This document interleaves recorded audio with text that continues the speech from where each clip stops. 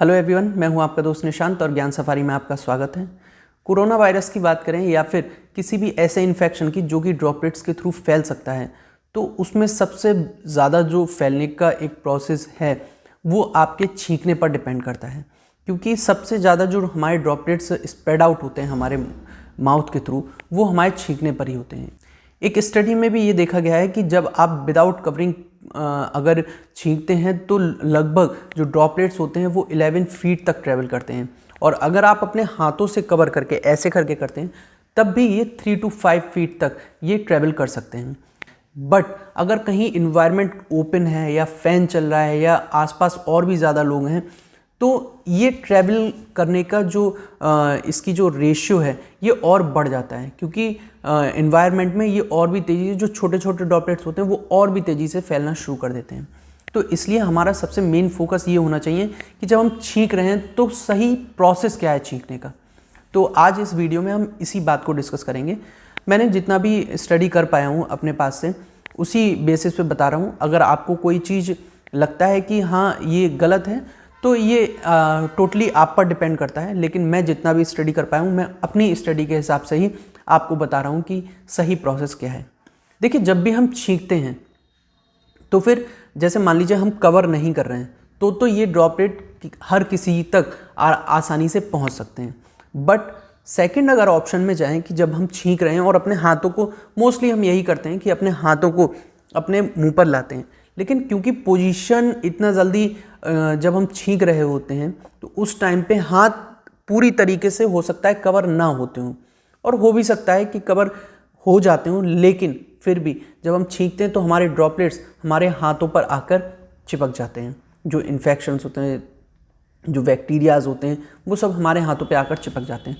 तो हम कहीं भी जाते हैं, मान लीजिए किसी से हाथ मिला रहे हैं, कहीं पर किसी चीज़ को छू रहे हैं, या तो हम ऐसा करें कि जैसे ही हम छींके हैं तो हम तुरंत ही अच्छे से हैंड वॉश, जो कि WHO गाइडलाइंस के हिसाब से है, उसको पूरा फॉलो करें, जो कि मैंने आपको पिछली वीडियो में समझाया भी था।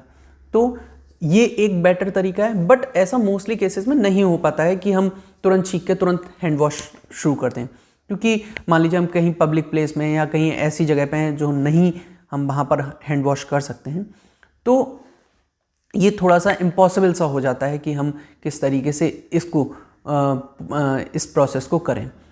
तीसरा पॉइंट ये आता है कि जो तीसरा तरीका जो सबसे सेफ़ माना जाता है, सेकंड नंबर पे है वैसे तो सेफ़ की कैटेगरी में, जो कि है आपका एल्बो को लेकर। देखिए, एल्बो का क्या है, जब आप ये वाला जो पोर्शन है, जब आप इसको ऐसे करते हैं ना, तो जब छींकते हैं तो ये पूरा पोर्शन आपके जो ड्रॉपलेट्स हैं उनको कवर कर लेता है, जिससे कि आपका जितना भी ड्रॉपलेट्स है, जो भी आपकी आप लिक्विड जो निकल रहा है वो आपका पूरा आपकी इस एल्बो में या आप ही के कपड़ों पर आकर चिपक जाता है, जिससे कि क्या होता है कि और भी लोगों तक ये इन्फेक्शन नहीं पहुंच पाता है, क्योंकि हमारा अधिकतर जो कांटेक्ट होता है वो हमारे हाथों से होता है। या तो हम किसी से हाथ मिला रहे हैं, किसी को ग्लास सर्व कर रहे हैं, किसी सीढ़ी पर चढ़ रहे हैं, कहीं कोई गेट खोल रहे हैं, एलिवेटर में जा रहे हैं, कोई भी काम कर रहे हैं, अधिकतर हम अपने हैंड्स का यूज़ करते हैं। तो आप कोशिश करें कि अपने हैंड्स को अगर आप छींक रहे हैं तो ना यूज़ करके आप अपनी एल्बो को यूज़ करें।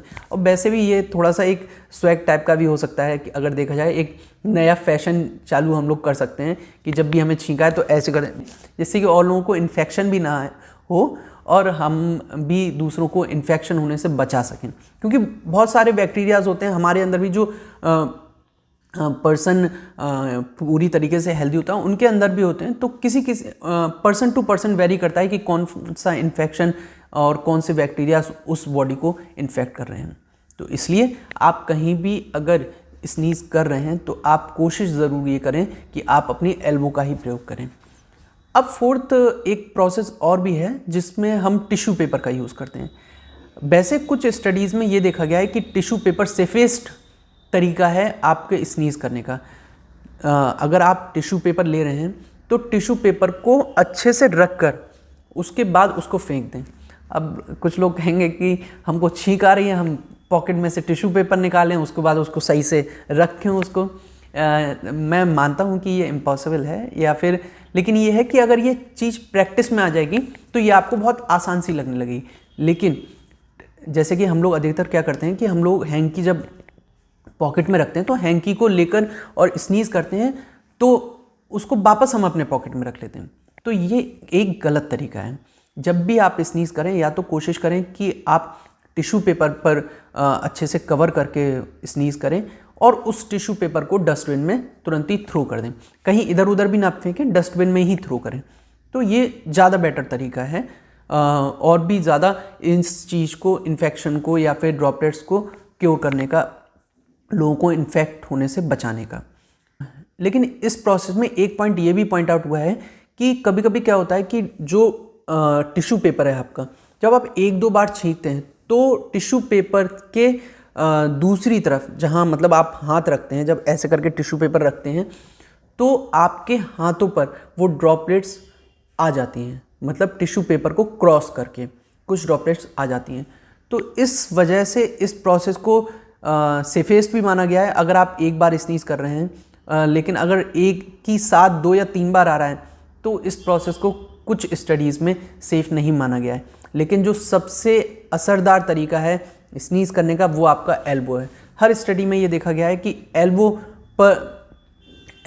का प्रोटेक्शन लेकर अगर आप स्नीज कर रहे हैं तो ये ज़्यादा प्रोटेक्ट करता है आपके ड्रॉपलेट्स को और लोगों तक फैलने से।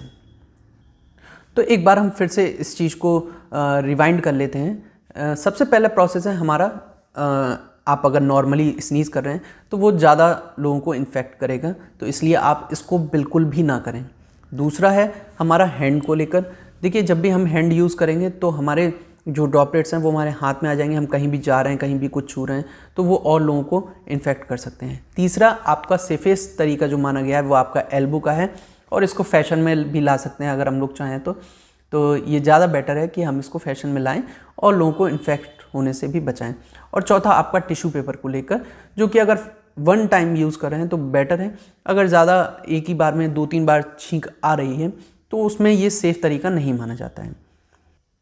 तो जितनी भी बातें मैंने अभी आपको बताई, जो भी प्रोसेस आपको बताए, ये मैं जितना भी स्टडी कर पाया उसके बेसिस पे बताया है। उम्मीद करता हूँ कि आपको ये वीडियो पसंद आया होगा और आप ज़्यादा से ज़्यादा लोगों को इस वीडियो को शेयर करें, जिससे कि लोगों में जो स्नीजिंग का एक प्रोसेस है वो अच्छे से स्प्रेड हो सके और लोगों को इन्फेक्शन से बचाव हो सके। उम्मीद करता हूँ आपने अभी तक हमारे चैनल को सब्सक्राइब कर लिया होगा। अगर चैनल को सब्सक्राइब ना किया हो तो चैनल को ज़रूर सब्सक्राइब करें और बेल आइकन को ज़रूर प्रेस करिएगा, जिससे कि हमारी कोई भी नई वीडियो आपको तुरंत नोटिफाई हो सके। Thank you so much.